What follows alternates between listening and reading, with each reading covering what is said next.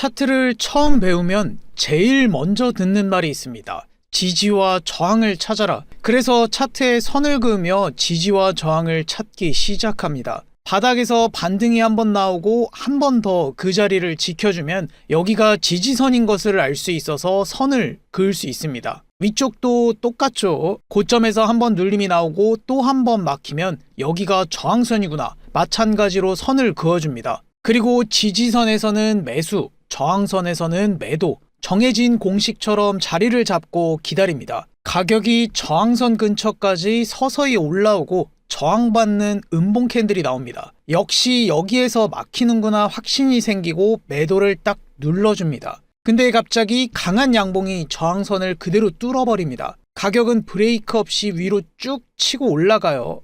그러면 돌파가 나올 수도 있지. 다음엔 한 번 더 확인하고 들어가야겠다. 이렇게 다짐하고 더 신중하게 차트를 봅니다. 다른 구간에서도 비슷한 방식으로 지지와 저항을 찾고 자리가 잡힐 때까지 기다려줍니다. 이번에는 저항선을 장대 양봉으로 시원하게 뚫어버립니다. 돌파 이후 캔들을 보니까 양봉 음봉이 나오면서 몇 개 더 버텨주고 고점을 한 번 더 높인 양봉까지 나옵니다. 이건 진짜 돌파가 맞네 확신을 갖고 매수를 탁 눌러줍니다. 매수하고 몇 캔들 버티나 싶더니 갑자기 장대 음봉이 쾅 하고 떨어지면서 돌파했던 저항선을 그대로 뚫고 내려가 버립니다. 여기서 끝이 아니라 하락은 멈추지도 않고 아래 지지선까지 단숨에 밀어버립니다. 이쯤 되면 멘탈이 슬슬 흔들리기 시작하죠. 지지와 저항으로 진짜 수익을 낼 수 있는 게 맞아? 지금 내가 뭘 잘못 보고 있는 거지? 똑같은 저항선인데 하나는 시원하게 뚫고 날아가고 하나는 뚫는 척만 하고 다시 밑으로 떨어집니다. 지지와 저항을 찾는 건 누구나 합니다. 근데 그 자리가 진짜 버틸지 아니면 쉽게 무너질지 구분하는 건 아무나 못합니다. 하지만 이 지지와 저항을 분석해 자기만의 매매법을 만들고 이걸로 꾸준히 수익을 내고 있는 트레이더가 있습니다. 미국의 트레이더 스티븐 덕스입니다. 스티븐 덕스는 복잡하게 시장을 보지 않습니다. 캔들이 만들어내는 가격 움직임에서 지지와 저항을 직접 읽어내고 그 자리에서 매매를 진행합니다. 그래서 그의 방식은 초보자도 바로 따라할 수 있을 만큼 단순하지만 실제로는 굉장히 정교합니다. 어떤 자리에서 힘이 쌓이고 어떤 자리에서 무너지는지 캔들만 보고도 판단하는 능력이 탁월합니다. 그가 유명해진 건 단순히 수익 때문이 아닙니다. 지지와 저항을 실전에서 어떻게 써야 하는지 이 부분을 누구보다 쉽고 명확하게 풀어냈기 때문입니다. 말로만 설명하는 게 아니라 시장 전체가 어떻게 움직이고 있는지 그 안에서 지지와 저항이 어떤 역할을 하는지 실제 사례로 하나하나 보여줍니다. 그의 강의는 본인 유튜브에 모두 공개되어 있습니다.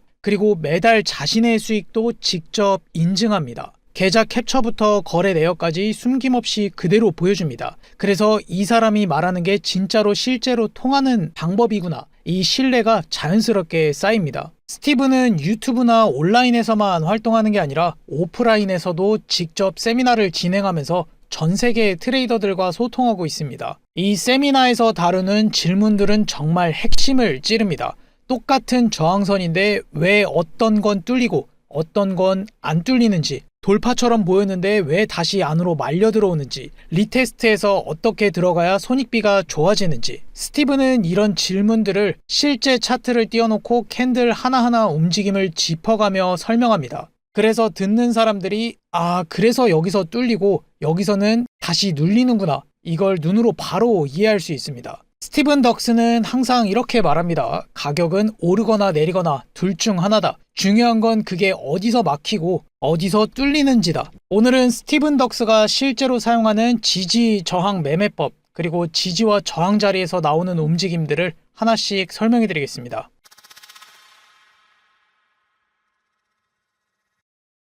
지지와 저항선 이 두 개를 간단하게 알아보겠습니다. 먼저 지지선부터 볼게요. 가격이 같은 자리에서 두 번 지지받으며 상승이 나오는 움직임. 우리는 이걸 쌍바닥이라고 하고 차트를 보다 보면 정말 자주 나오는 패턴입니다. 이 패턴이 왜 중요하냐면 한 번은 그냥 우연히 이 구간에서 반등이 나온 거일 수도 있습니다. 근데 두 번 연속 같은 자리에서 반등이 나온 건 가격이 내려올 때마다 기다렸다가 사는 사람이 있다는 뜻입니다. 그래서 두 번 지지가 나오면 그 자리에 지지선을 딱 그어줄 수 있습니다. 기준이 생긴 거죠. 그리고 다음에 이 지지선으로 다시 눌리면 바로 세 번째 닿는 순간이 지지를 확인하고 진입할 수 있는 타이밍이 됩니다. 한 번은 관찰, 두 번은 확인, 세 번의 진입. 이게 지지의 기본입니다. 저항선은 이걸 뒤집어 보면 됩니다. 가격이 같은 자리에서 두 번 저항받고 하락이 나오는 움직임, 이걸 쌍봉이라고 하고 지지의 반대의 역할을 하는 패턴이죠. 두 번 막혔다는 건 그 위에서 계속 매도세가 나오고 있다는 뜻입니다. 이 가격대에서는 팔고 싶은 사람이 기다리고 있는 거죠. 따라서 이 자리에 저항선을 그을 수 있습니다. 기준이 생겼으니까 다음에 가격이 그 저항선까지 반등에 올라오면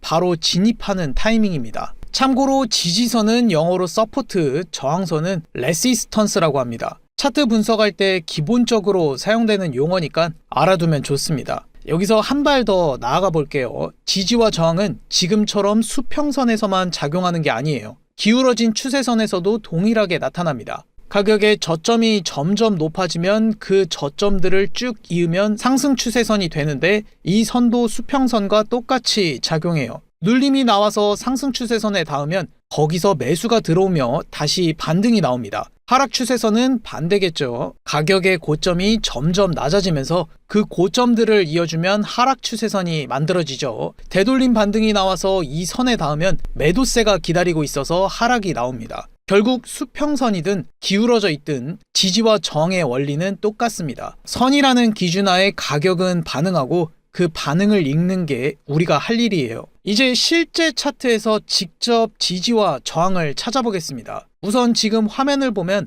왼쪽에서 가격이 한 번에 훅 떨어지고 아래에서 반등이 톡 하고 한번 나온 모습이 보입니다. 근데 이 단계에서는 아직 아무런 자리도 확정할 수 없어요. 괜히 성급하게 선부터 긋지 말고 차트를 조금 더 지켜보는 게 훨씬 좋습니다. 몇 개의 캔들이 더 지나가니까 가격이 위쪽으로 올라오다가 중간에서 힘이 빠지면서 다시 꺾이죠. 이 구간은 이전에 큰 하락이 터지기 전 잠시 가격을 멈추며 옆으로 기어가던 자리입니다. 떨어지기 전에 마지막으로 버틴 구간이죠. 이런 자리들은 되돌림 반등이 나오면 시장 참여자들이 한번 눈여겨보는 자리입니다. 예전에 여기에서 한번 크게 떨어졌지 이 기억이 남아있거든요. 이 구간에서 매수에 진입해서 물렸던 사람들은 본전 부근이니까 탈출을 하고 지켜보고 있던 사람들은 여기서 또 떨어지겠네 하고 매도 진입을 준비합니다. 이런 심리가 겹쳐지면서 자연스럽게 저항처럼 반응이 나옵니다. 지금도 그 모습 그대로죠. 급락전 버티던 자리까지 되돌림 반등이 나왔고 여기서 눌림이 나왔습니다.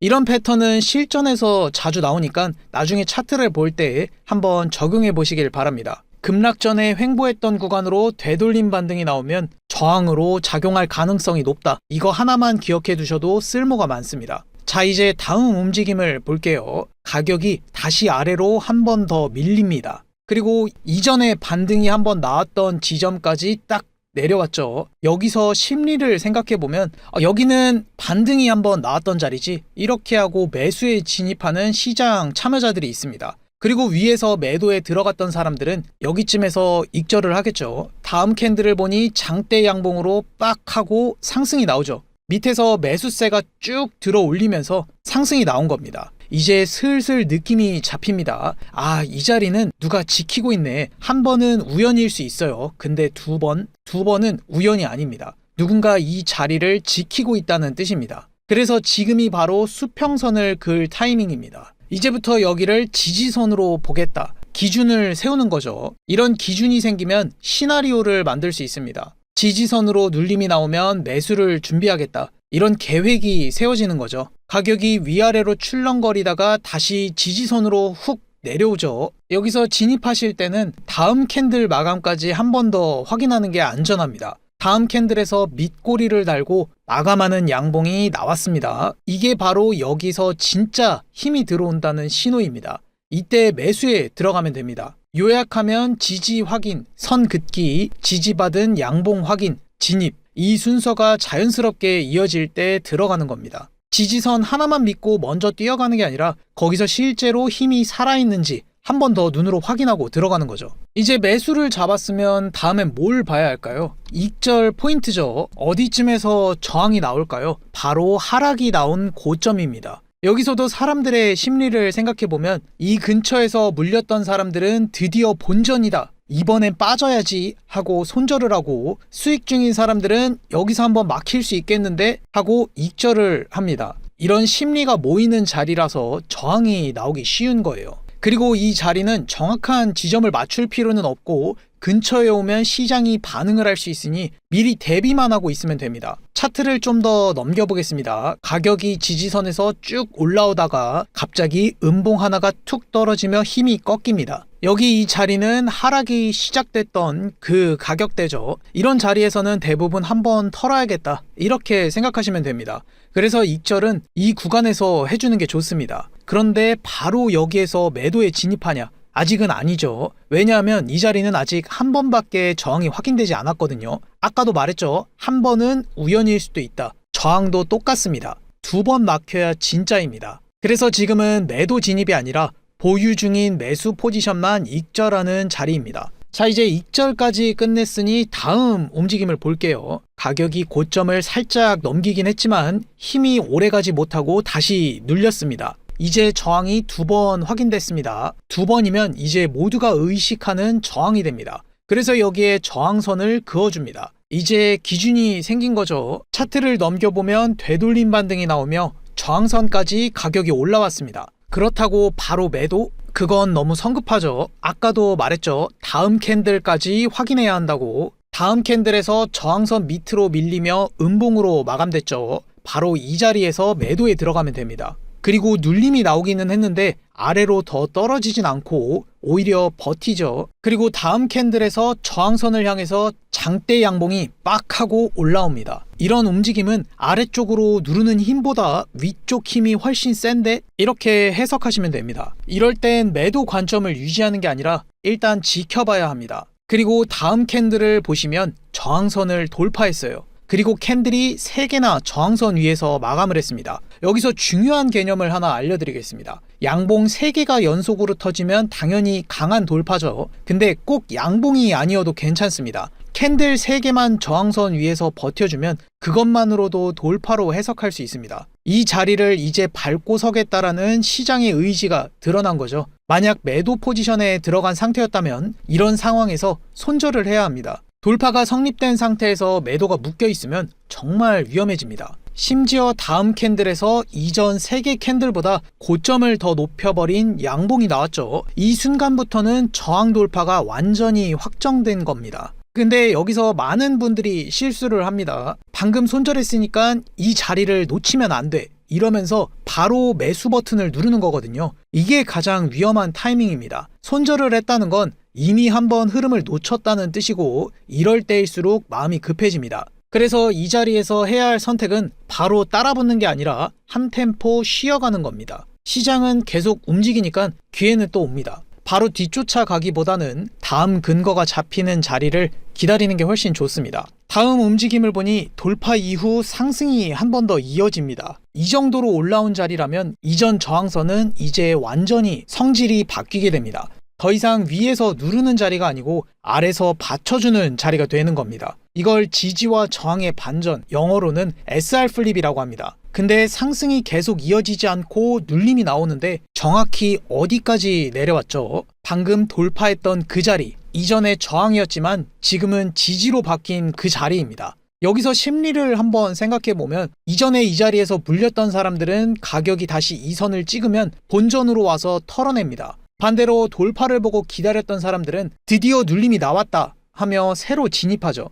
이 두 힘이 맞붙이면서 여기가 이번에는 지지 자리로 굳어지는 겁니다. 물론 바닥 저점 구간에서 보면 이미 상승이 크게 나온 자리죠. 근데 이러한 조건이 갖춰진 자리에서 진입하면 추세가 한 번 더 이어지는 경우가 많습니다. 하지만 선에 닿았다고 바로 조급하게 진입하는 게 아니라 뭘 확인해야 된다고 했죠? 지금까지 영상을 보신 분들이라면 바로 대답하실 수 있어야 합니다. 네, 맞습니다. 바로 다음 캔들이죠. 밑꼬리를 달고 지지받는 양봉 캔들이 나왔습니다. 이때 매수에 들어가시면 됩니다. 그리고 이렇게 돌파가 나온 뒤 다시 이전 자리로 되돌아오는 움직임을 리테스트라고 합니다. 이후 더 큰 상승이 쭉쭉 이어지는 걸 볼 수 있습니다. 만약 아까 돌파한 자리에서 손절을 안 하고 버텼다면 여기서 그동안 쌓아온 수익이 한순간에 사라지거나 계좌가 크게 흔들릴 만큼 손실이 커졌을 겁니다. 우리가 차트를 공부하고 분석하는 이유가 뭘까요? 이런 식으로 버티다가 한 번에 모든 걸 잃지 않기 위해서입니다. 바로 살아남는 매매를 하기 위해서입니다. 시장은 언제나 다시 기회를 줍니다. 그러니까 손절은 후퇴가 아니라 다음 자리를 제대로 잡기 위한 선택인 거죠. 자, 여기까지가 지지와 저항을 활용한 기본 매매였습니다. 이제 차트를 다시 한번 멀리서 보겠습니다. 지지와 저항이 계속 유지되면서 가격이 위아래로만 왔다 갔다 하는 구간이 보이시죠? 이걸 크게 묶으면 하나의 박스권으로 볼 수 있습니다. 박스권 분석할 때는 수평선만 쓰는 것보단 패러렐 채널을 쓰는 게 훨씬 좋습니다. 패러렐 채널은 트레이딩뷰 왼쪽 도구 탭에 있습니다. 두 번째 칸을 클릭하시면 기본이 추세선으로 되어 있는데 그 아래를 보시면 패러렐 채널이 따로 있습니다. 그걸 선택해 주시면 됩니다. 참고로 이 도구는 거래소 차트에도 다 들어가 있습니다. 이제 아까 봤던 고점과 저점이 반복됐던 구간을 패러렐 채널로 교체해서 한 번에 그어 보겠습니다. 그러면 화면이 어떻게 바뀌냐면 상단선, 하단선과 함께 가운데를 가르는 중단선이 같이 나옵니다. 이제 이 구간을 다시 보겠습니다. 저항선을 맞고 눌림이 나왔던 자리에서 가격이 어디를 딱 버텨줬는지 보이시나요? 맞습니다. 중단선을 깨지 않고 계속 그 위를 지켜줬죠. 수평선만 그려놓고 봤다면 이 신호를 놓쳤을 가능성이 큽니다. 그냥 또 위아래로 흔들리네, 이 정도로만 봤겠죠. 근데 패러렐 채널을 쓰면 이 중단선이 자연스럽게 같이 나오면서 지금 중단선을 지켜주고 있구나, 이걸 눈으로 바로 확인할 수 있습니다. 그래서 박스권을 분석할 때는 수평선 딱 2개만 그어놓는 것보단 패러렐 채널을 사용하는 쪽이 훨씬 유리합니다. 그리고 여기에는 사실 중요한 힌트가 하나 더 있습니다. 이번엔 저점을 이어 선을 그어보겠습니다. 이제 아까 상황을 떠올려 볼게요. 저항 맞고 하락이 나올 때 가격이 멈췄죠. 이 구간은 패러렐 채널의 중단선 그리고 동시에 방금 그어준 상승 추세선, 이 두 곳이 중첩되는 자리였습니다. 리테스트 구간도 똑같습니다. 눌림이 나올 때 지지선과 상승 추세선까지 겹치는 자리로 눌림이 나오고 반등이 나왔죠. 이처럼 선 하나만 보고 들어가는 매매보다 여기랑 여기 둘 다 겹치네, 이렇게 겹치는 지점을 골라서 들어가면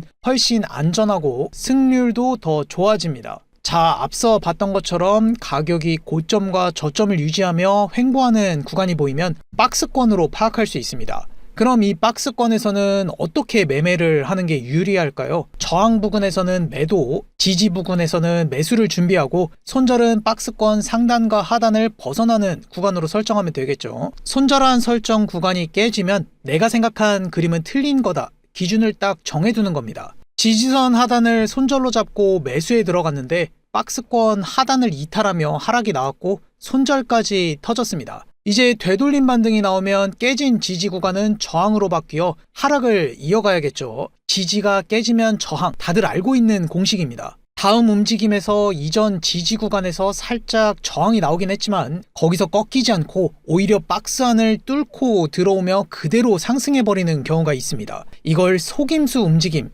트랩이라고 부릅니다. 세력들이 지지저항 공식을 역으로 이용해서 손절 구간까지 쭉 밀어버리고 그 물량을 싹 털어낸 다음에 방향을 확 틀어버리는 거죠. 그래서 내가 손절하자마자 바로 상승이 나온다, 이런 경험을 해보신 분들이 많을 겁니다. 이건 실력이 없어서 혹은 운이 없어서가 아닙니다. 그 순간 트랩에 걸린 겁니다. 이런 트랩은 지지에서만 나오는 게 아니라 저항, 박스 상단, 박스 하단에서도 나올 수 있습니다. 다만 트랩 움직임은 매번 나오는 게 아닙니다. 지지나 저항이 뚫렸는데 혹시 트랩일 수도 있으니까 버텨보자, 이 생각이 제일 위험합니다. 대부분은 지지나 저항선을 강하게 넘기면 그 방향으로 쭉 이어지는 경우가 훨씬 많아요. 그래서 돌파가 나오면 일단 그 방향으로 움직일 것을 보고 매매를 준비하는 게 맞습니다. 트랩은 다시 박스 안으로 들어오는 움직임이 나올 때 그때 트랩으로 판단하고 매매를 다시 준비하시면 됩니다. 이걸 알고 차트를 보면 이상하게만 보이던 움직임이 하나씩 읽히기 시작합니다.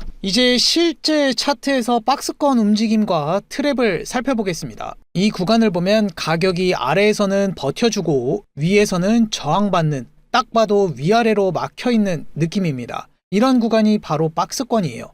박스권으로 작도해 볼게요. 박스권을 작도할 때는 가장 높은 고점, 가장 낮은 저점에 맞추는 방법도 있지만 처음 저항이나 지지가 나온 구간에 맞춰서 긋는 게 훨씬 더 정확합니다. 실제로 가격이 반응하는 건 바로 이 자리거든요. 작도를 하고 보니까 중단에서도 지지나 저항 반응이 나오는 게 보이시죠? 이 박스는 시장 참여자들이 다 같이 보고 있는 구간이라는 뜻입니다. 그리고 표시한 구간을 보시면 급락 전에 횡보했던 자리에서 저항이 나오고 하락이 나왔죠. 앞에서도 말씀드렸듯이 이런 구간은 한 번에 돌파하기보다는 저항이 한 차례 나오는 경우가 많습니다. 이제 다음 움직임을 살펴보겠습니다. 가격이 지지 구간으로 눌림이 나왔습니다. 여기서 선에 닿았다고 바로 진입하는 게 아니죠. 다음 캔들을 확인합니다. 양봉 캔들이 나왔죠. 여기는 받아주는 힘이 있구나. 이때 매수에 들어가면 됩니다. 그리고 가격이 위아래로 횡보하다가 채널 상단을 한 번에 넘어가는 강한 장대 양봉이 나왔습니다. 여기까지 올라왔으면 아까 들어간 매수는 욕심내지 않고 정리하는 게 좋습니다. 근데 여기서 바로 매도에 진입하냐? 아직 아니죠. 상단을 넘어섰다는 건 상승의 힘이 아직 살아있다는 뜻이죠. 그래서 저항받는 음봉이 나올 때까지 먼저 확인해야 합니다. 상단 위에서 몇 개의 캔들이 더 형성됐습니다. 이 구간만 보면 상단이 지지로 바뀌어서 추가 상승이 나올 수 있어 보입니다. 상단에 닿을 때마다 밑꼬리를 달면서 버티고 있고 눌림이 크게 나온 음봉 캔들에서도 밑꼬리를 달며 버티고 있죠. 여기에서도 양봉 캔들까지 확인하고 진입하는 게 맞습니다. 근데 다음 캔들을 보시면 상단을 지켜주지 못하고 가격이 다시 안쪽으로 밀려 들어옵니다. 아까까지는 돌파한 것처럼 보였던 움직임이 사실은 속이는 동작이었던 겁니다. 이게 바로 트랩입니다. 그래서 돌파가 나왔다고 바로 따라붙는 매매가 위험하다고 말하는 겁니다. 중요한 건 돌파 이후입니다. 돌파 상태를 유지하느냐 아니면 다시 안으로 들어오느냐. 다시 안으로 들어오는 순간이 트랩이 확정되는 겁니다.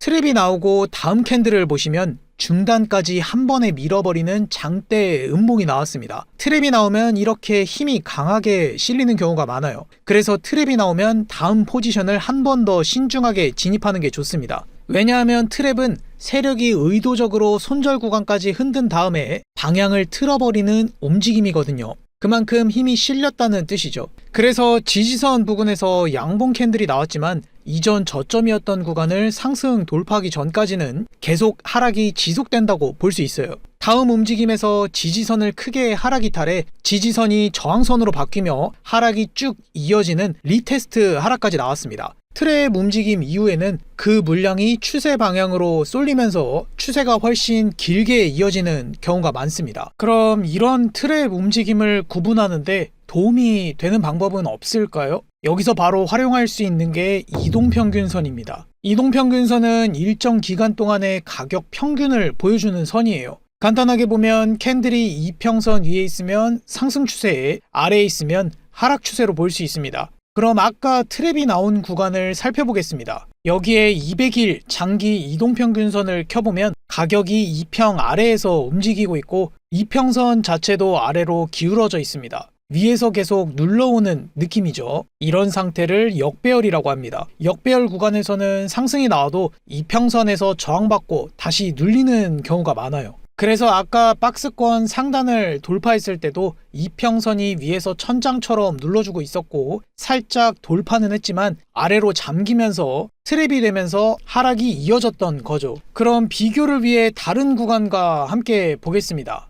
박스권에서 지지받고 상승이 나온 구간입니다. 여기서 200일 이동평균선을 켜보면 아까와 상황이 전혀 다르죠. 이평선이 아래에서 받쳐주고 있고 가격이 내려오면 이 선이 받쳐주는 모양이죠. 이런 상태를 정배열이라고 합니다. 정배열 구간에서는 눌림이 나와도 이평선에서 지지받고 다시 올라가는 경우가 많습니다. 그래서 이 구간에서는 박스권 상단 돌파 이후 트랩 없이 지지받고 상승이 쭉 이어졌던 거죠. 두 구간을 나란히 놓고 보면 차이가 확실히 느껴집니다. 똑같은 박스권 상단을 돌파했는데 한쪽은 위에서 누르고 있는 이평이 있었고 한쪽은 아래에서 받쳐주는 이평선이 있었습니다. 이 차이가 트랩이냐 아니냐를 가르는데 큰 역할을 합니다. 물론 장기 이평선 하나만으로 트랩을 100% 피할 수는 없죠. 하지만 박스권 돌파를 했을 때 장기 이평선이 위에서 누르고 있는지 아래서 받쳐주고 있는지 이것만 확인해도 트랩에 걸릴 확률이 확실히 줄어듭니다.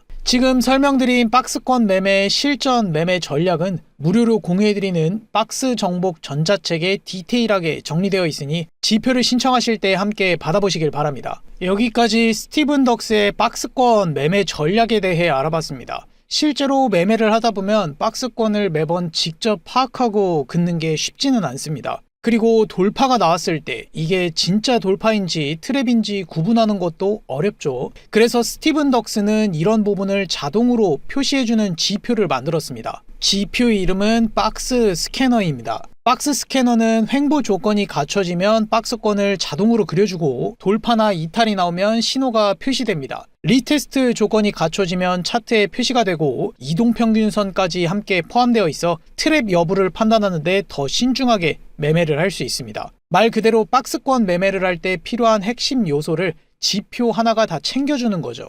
차트에 추가해서 바로 살펴보겠습니다. 자, 이제 박스 스캐너 지표가 실제로 어떻게 보이는지 볼게요. 지표를 설정하면 조건이 갖춰진 구간에서 이처럼 자동으로 박스권이 표시됩니다. 차트 위에 여기가 박스다 이렇게 눈에 한 번에 들어오죠. 여기서 중요한 두 가지 신호가 있습니다. 첫 번째는 세모 표시예요. 초록색 세모 신호는 매수 신호, 빨간색 세모 신호는 매도 신호입니다. 그래서 차트 위에 세모 표시가 뜨면 여기 박스를 벗어났구나 이렇게 보시면 됩니다. 두 번째는 리테스트 표시입니다. 초록색은 매수 리테스트, 빨간색은 매도 리테스트입니다. 돌파 이후에 다시 눌렸다가 한 번 더 기회를 주는 자리라고 보시면 됩니다. 지표를 더블 클릭하시면 이동평균선도 지표에 추가할 수 있습니다. 이동평균선은 추세를 보기 위한 용도입니다. 가장 하단 부분에 이동평균선 그룹 탭으로 구분되어 있고 체크를 클릭하시면 바로 이동평균선이 설정됩니다. 흰색은 중기 이동평균선으로 60일로 설정되어 있고 보라색은 장기 이동평균선으로 200일로 설정되어 있습니다. 아까 설명해드렸던 트랩이나 돌파 신뢰도를 볼 때 이 이동평균선을 같이 보면 훨씬 편합니다. 실전 매매에서는 장기 이평의 추세 방향을 꼭 확인하는 게 좋습니다. 돌파 신호가 나왔어도 장기 이평의 추세가 반대라면 바로 진입하지 않고 리테스트 신호에서만 진입하는 게 안전합니다. 아래쪽 상승 돌파에서는 매수 신호가 나왔지만 장기 이평이 역배열이에요. 이럴 땐 리테스트 조건이 갖춰지지 않았으면 진입을 하지 않으시면 됩니다. 반대로 위쪽 하락 돌파에서는 매도 신호가 나왔을 때 이동평균선과 가깝고 정배열 상태라서 진입 조건이 갖춰지지 않지만 리테스트 신호가 나온 구간에서는 이동평균선이 역배열 상태라서 매도 진입을 하시면 됩니다. 그럼 이제 트레이딩뷰 리플레이 기능을 사용해서 박스 스캐너 지표를 사용해 보겠습니다. 매매는 단타, 스윙 모두 가능하지만 우선 비트코인 15분봉 차트에서 박스 스캐너 지표로 실전 매매를 함께 진행해 보겠습니다. 지금 차트를 보면 가격이 크게 아래로 내려가지도 않고 가격이 위로도 크게 올라가지 않고 횡보가 이어지고 있습니다. 이런 상태가 유지되니 지표에서 박스 신호가 나왔습니다. 여기서 중요한 건 한 가지예요. 박스가 형성되면 가격이 위던 아래던 어디든지 갈 수 있습니다. 그래서 어느 쪽이 유리한지를 같이 봐야 합니다. 보라색 장기 이동평균선을 보겠습니다. 지금은 역배열입니다. 그 말은 올라가려는 힘보다는 눌러버리는 힘이 더 세다. 이 정도로만 해석을 하고 차트를 보시면 됩니다. 박스를 아래로 깨는 캔들이 나오고 지표에서도 하락 돌파 신호가 찍혔습니다. 장기 이평이 역배열인 상태라서 리테스트 신호 기다릴 거 없이 매도에 바로 진입하시면 됩니다. 손절가는 박스권 상단 고점으로 잡으시면 됩니다. 여기 위로 상승이 나오면 내 해석이 틀렸다. 이런 기준을 정하는 겁니다. 익절 방식에는 두 가지가 있습니다. 1대2, 1대3 이런 식으로 손익비를 딱 정해서 기계적으로 익절하는 방법이 있고 횡보하다가 시세가 분출되는 박스권 지표인 만큼 추세를 최대한 길게 끌고 가는 방식도 있습니다. 추세를 길게 먹으려면 중기 이동평균선을 돌파하는 캔들이 나올 때 익절하시면 됩니다. 이건 차트가 그려질 때 설명을 다시 한번 해드리겠습니다. 크게 하락이 나와서 좀 옮기도록 하겠습니다. 지금처럼 가격이 쭉 하락하다가 60일 이동평균선을 상승 돌파한 양봉 캔들에서 익절을 하시면 됩니다. 이 구간 손익비를 한번 확인해 보겠습니다. 손익비를 보시면 대략 1.5 정도 나오고 6.5% 하락이 나왔습니다. 다음 매매는 다시 박스권이 형성될 때까지 기다리면 됩니다. 새로운 박스가 만들어졌습니다. 가격을 보니 좁은 공간에서 아래 위로 짧게 움직이고 있습니다. 장기 이동평균선은 여전히 역배열을 유지하고 있어서 큰 방향은 아직 아래쪽이 우세하다는 뜻인데, 중기 이동평균선은 정배열을 유지하고 있습니다. 여기서도 똑같이 가격은 위든 아래든 어디로든 갈 수 있다, 이렇게 해석을 하고 차트를 보시면 됩니다. 박스를 아래로 깨는 캔들이 나오고 매도 신호가 찍힙니다. 여기서 매도에 진입하시면 됩니다. 손절은 채널 상단 고점으로 설정하시면 됩니다. 진입하고 나서 가격이 저점을 한 차례 낮췄지만 박스 하단을 다시 건드리며 지표에서 리테스트 신호가 뜹니다. 앞서 설명했듯이 트랩 패턴은 박스 안으로 다시 들어올 때 결정되는 거고, 지금은 박스 하단만 터치했기 때문에 여전히 아래로 힘이 강하다고 보시면 됩니다. 이미 하락 돌파할 때 매도에 진입했기 때문에 여기에서는 그대로 보유한 상태로 움직임을 지켜보시면 됩니다. 리테스트 신호 이후 한 번 더 크게 밀리고 60일선을 종가로 돌파한 양봉에서 익절해줍니다. 여기도 손익비를 한번 확인해 보겠습니다. 대략 1대 1.6 정도가 나왔는데 이번에는 아까보다 빠르게 익절됐습니다. 그래도 중요한 건 이거입니다. 지표 기준대로 들어가고 지표 기준대로 익절했다는 것. 물론 지금 형성된 바닥에서 익절했으면 더 수익은 커졌을 겁니다. 근데 그건 결과론적인 매매이고, 매매를 오래 하려면 이번에 더 먹을 걸 보다는 다음에도 똑같이 할 수 있냐가 훨씬 중요합니다. 신호가 나올 때만 들어가고 정해둔 기준에서만 정리합니다. 이걸 반복하는 게 결국에는 더 큰 수익으로 이어집니다. 익절 이후에 한 번 더 하락이 시원하게 이어집니다. 이러면 사람 마음이 급해집니다. 다음에 또 어디 없나? 바로 포지션에 들어가고 싶죠. 근데 차트를 보면 지금 딱히 진입 조건이 없습니다. 이럴 때는 딱 하나밖에 없습니다. 조건이 없으면 안 한다. 손이 근질거려도 관망하시면 됩니다. 그리고 얼마 안가 지표에서 박스가 나왔습니다. 여기에선 위던 아래던 방향이 정해지면 그 추세대로 진입을 준비하시면 됩니다. 아직까지 장기 이동평균선은 역배열 상태로 하락이 더 유리한 상태라는 것만 인지하시면 됩니다. 여기를 좀 더 확대해서 살펴보겠습니다. 가격이 중기 이동평균선 근처까지 올라오면서 박스권 상단을 뚫고 매수 신호가 찍힙니다. 여기서 바로 들어가고 싶죠. 근데 장기 이동평균선은 아직 역배열입니다. 그래서 이 매수 신호는 그냥 보내주고 리테스트 신호가 나오면 눌림에 진입만 준비하시면 됩니다. 매수 신호가 뜬 뒤 리테스트 없이 바로 올라왔고 다시 박스가 만들어졌습니다. 그리고 이제는 장기 이동 평균선이 아래에서 받쳐주는 바닥이 생긴 상태입니다. 여기에서도 동일하게 가격은 위던 아래던 어디로든 갈 수 있습니다. 박스를 위로 돌파하며 매수 신호가 나왔습니다. 장기 이평이 정배열 상태니까 바로 진입을 해도 괜찮습니다. 이때 손절가는 채널 하단 저점으로 설정하시면 됩니다. 진입하고 나서 한번 눌림이 나오면서 리테스트 신호가 나왔습니다. 지금 보시면 캔들이 60일선 아래로 잠겼죠. 여기서 대부분의 초보자들은 흔들립니다. 근데 아직 아닙니다. 진입한 구간의 고점을 크게 돌파하기 전까지는 이동평균선을 이탈해도 포지션은 보유하시면 됩니다. 손절은 이미 하단으로 설정했죠. 그 기준이 깨지기 전까지는 흔들려도 그냥 들고 가는 겁니다. 가격이 위로 쭉 뻗으면서 시원하게 올라갔죠. 올라간 뒤에 또 횡보하면서 새 박스가 만들어졌습니다. 이때도 중기 이동평균선을 아직 이탈하지 않았기 때문에 보유한 포지션은 그냥 들고 갑니다. 추세가 아직 살아있다는 뜻이겠죠. 그리고 중기 이평을 종가로 깨는 음봉이 딱 나왔죠. 여기에서 전부 익절해줍니다. 여기도 손익비를 확인해 보겠습니다. 손익비가 대략 1대 4 정도가 나왔습니다. 박스 하단으로 넉넉하게 잡아서 손익비 숫자만 보면 짧아 보일 수도 있는데 진입 시점부터 익절까지 약 8% 상승이 나와서 상당히 큰 시세를 먹은 겁니다. 이게 박스권 매매의 진짜 맛입니다. 처음부터 손익비를 정해두면 이런 추세 구간을 못 먹습니다. 추세가 살아있는 동안은 들고 가고 꺾이는 신호에서 정리하면 손익비는 자연스럽게 커지게 됩니다. 매도 신호가 나왔습니다. 근데 장기 입형이 정배열이죠. 추세는 상승이 유리한 상태입니다. 이런 자리에서 매도 신호 하나 떴다고 바로 들어가면 손절이 나는 경우가 많습니다. 그래서 여기에서는 리테스트 자리를 기다립니다.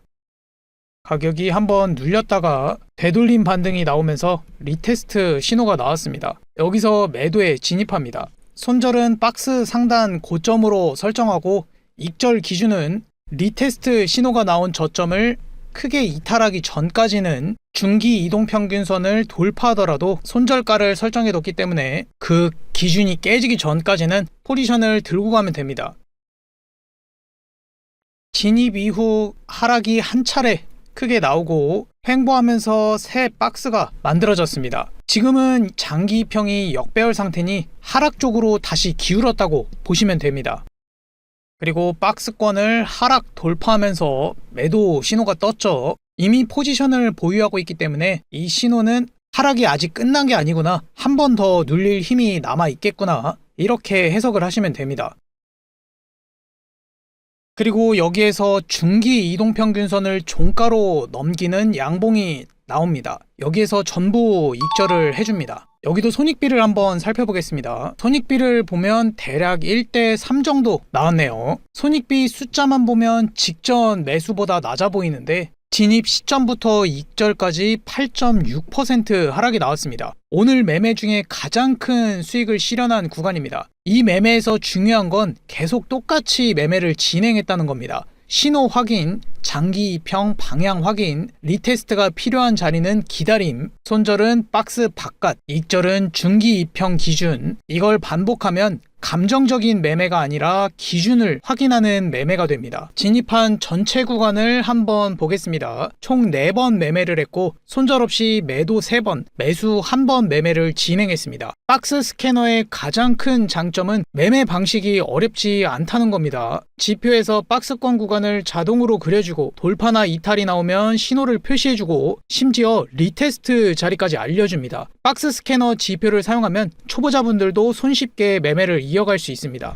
이제 타임프레임을 올려서 1시간 봉으로 차트를 보겠습니다. 박스권 지표는 다른 지표들과 마찬가지로 타임프레임이 커질수록 신뢰도가 더 높아집니다. 지금 구간을 보면 매도 신호가 나왔던 자리는 장기 이동평균선이 정배열 상태이고 매수 신호가 나왔던 자리는 장기 입형이 역배열 상태였습니다. 그래서 두 경우 모두 돌파 신호만 보고 들어가는 게 아니라 리테스트 신호를 보고 진입을 했어야겠죠. 그럼 이 구간에서의 결과를 한번 보겠습니다. 매도 구간의 손익비는 대략 1대 2 정도가 나왔고 매수 구간은 꽤 크게 나왔죠. 대략 1대 8.5 정도입니다. 진입 시점에서 무려 11%나 움직였습니다. 이게 바로 횡보 이후에 나오는 시세 분출의 힘입니다. 그래서 이런 지표는 작은 봉에서 빠르게 치고 빠지는 단타보다는 큰 타임프레임에서 매매를 하면 훨씬 편하게 사용할 수 있습니다. 이런 박스권 매매에서 가장 중요한 순간이 언제일까요?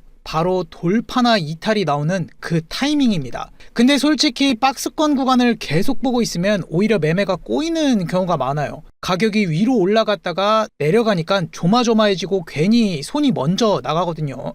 이거 돌파하나?